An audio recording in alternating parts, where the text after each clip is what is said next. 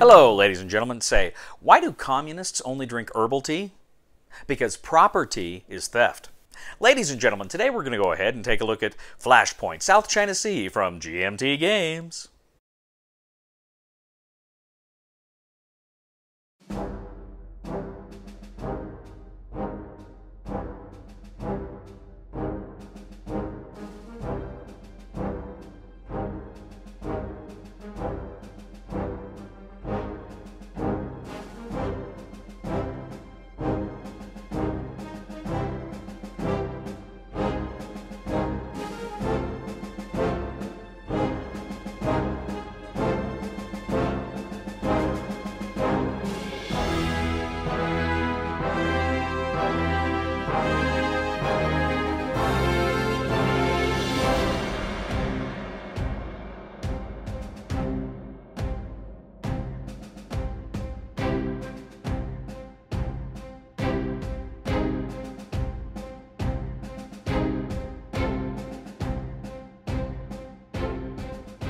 Hello everybody, we'll get back to the review in just a second. I just want to take a moment to ask you to go ahead and check out and subscribe to my other channel, that is Cody Carlson PhD, where we talk about military history and books on history and fun things like that. Please check that out, please subscribe, and now, back to the review.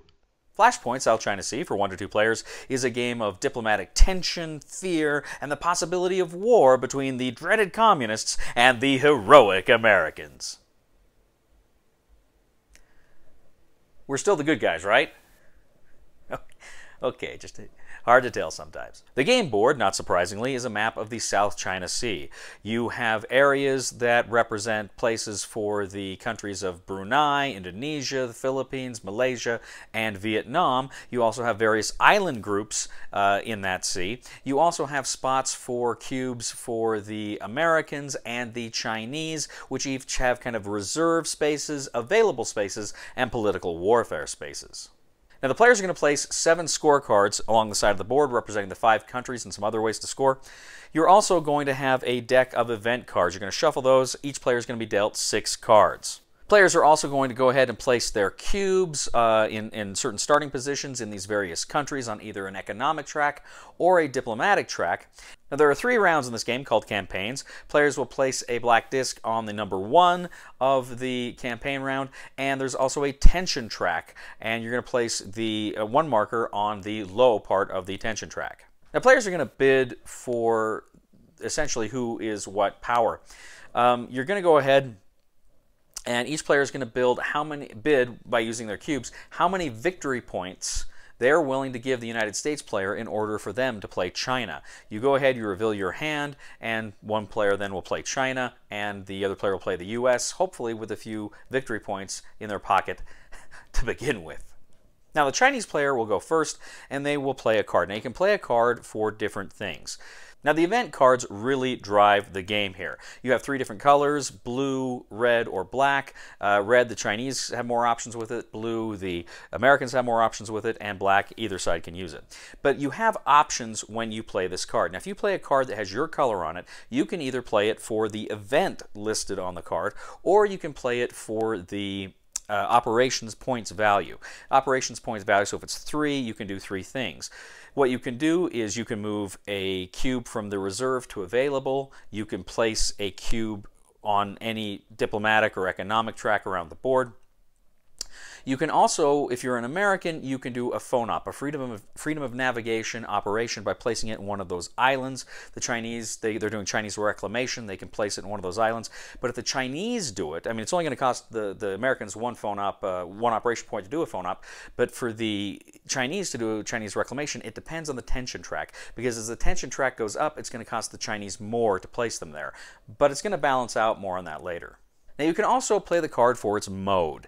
Now, what that means is the cards have different symbols, a military symbol, economic, what have you. And what you can do is, if you have a card that has a certain symbol on it of any color, if you look at the top card of the discard pile, if it's your color and the symbols match, you can play that card to activate that discarded card and do whatever the text on that event was. Finally, each card has a scoring impact symbol at the bottom. Usually these are the flags for the various countries, but also some of these other factors as well. So what you can do is you can say, I'm playing this card as a scoring card. You look at the scorecard, you can go ahead and score it. Usually it's going to be whoever has more economic power or more cubes in one of the countries, or in the phone op and CR spaces. They go ahead and you're going to score a number of points. The points you score is usually the difference of what you have. If you have 3 cubes and they have 1, you're usually going to get 2 points. But some of the cards say you can only go up to a certain amount. So let's say China's invested, they got 5 cubes in Vietnam, America doesn't have any, they're not going to get all 5 points. It's kind of capped, but that's generally how you're going to score each of those scoring cards.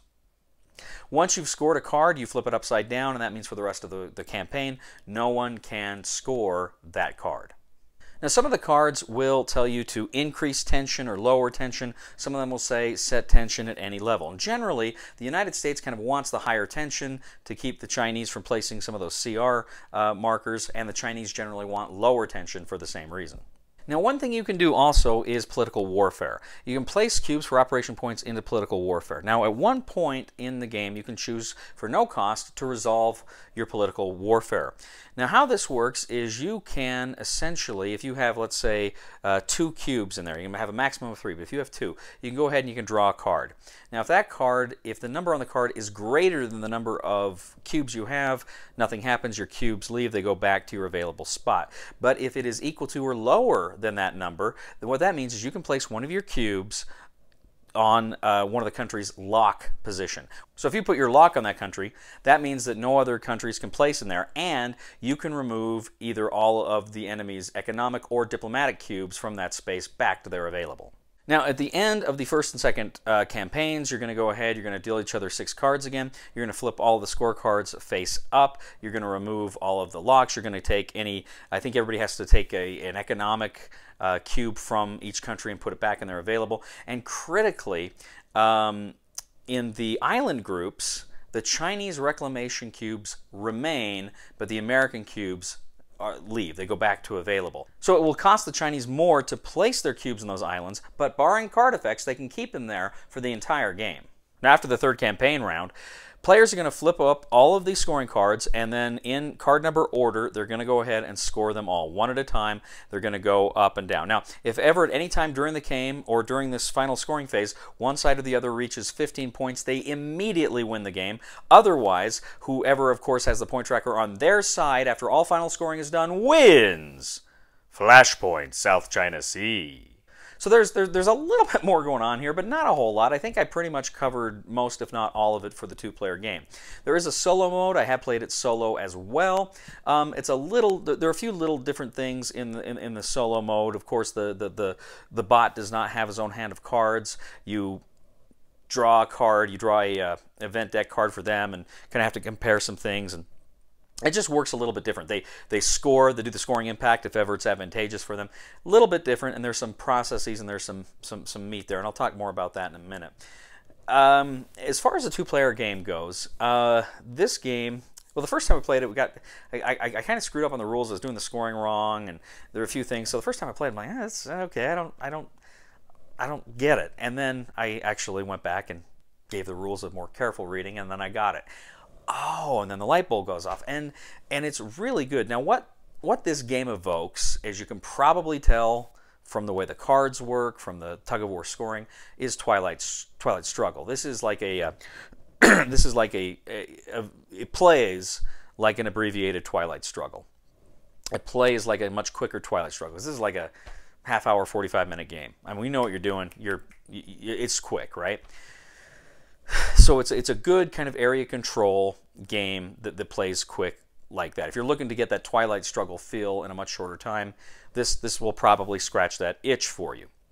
I think it's really interesting too how it's balanced. Like I said, that phone op CR system with the islands, where the Americans are trying to make it difficult for the Chinese to go there and then get their cubes out there to score them, because oftentimes those countries, their scores are tied to those islands.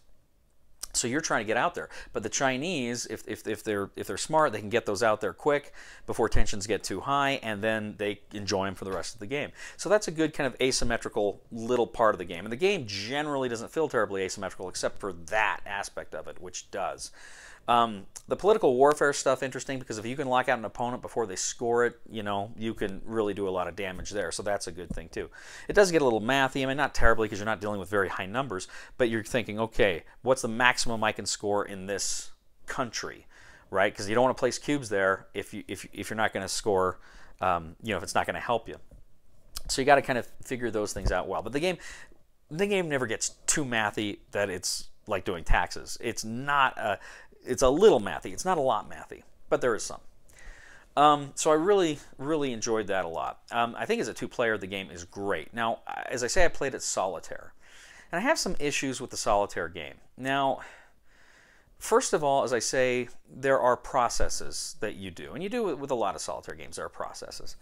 And here, there are some that, I don't know, some of them are pretty simple. Some of them just seem, it just seems like there's one or two more steps than there needed to be. It's not too bad, but just more than needed to be.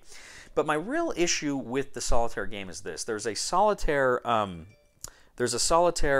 player aid, and there are two-player player aids.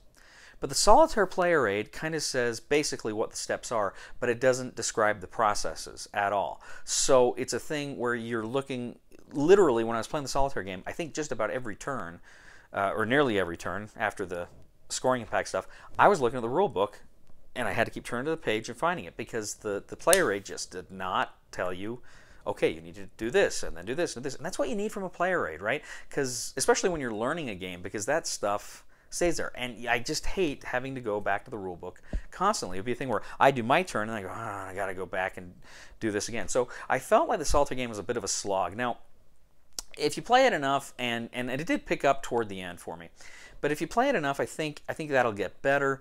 But it was I didn't like that experience. And to be honest, maybe I'll try it again solitaire somewhere down the road. I don't know. I will for sure be playing this again as a two-player because I think it is fantastic. One other thing, too, I'll mention is what I really like is that mode ability. And that's something that's cool that you haven't really seen before, where you get a symbol on the card, and if that matches the card you've got in a discard pile, which means the other person played it, you can trigger that. You still get it. And that's cool. So even when you're playing cards, you've got to be very careful. Do I want to, this card could really hurt me. Do I want to play just for the operations now, or do I want to wait until that nation is scored so that it's not going to screw me? Because you never know if that person can do a mode action and get that ability. So really like it. This is a tight game. It's a small game. I know I saw some people were saying they didn't think much of the board. I think the board looks great. I think the design here is awesome. It's exactly what it needs to be. I mean, honestly, this could have been a smaller board, I guess, but I think it looks great for what it is. This is I think this is one of my favorite light area control games. One final thing, too, I want to talk a little bit about the theme.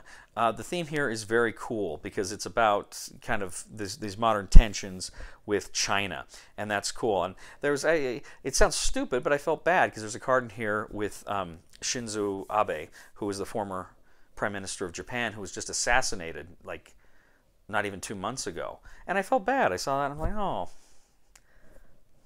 it's a current event game, and here this poor fellow was just killed. But it's not like a heavily thematic game. Don't get me wrong here. In fact, I would say toward the end of the game, it starts to feel more abstract.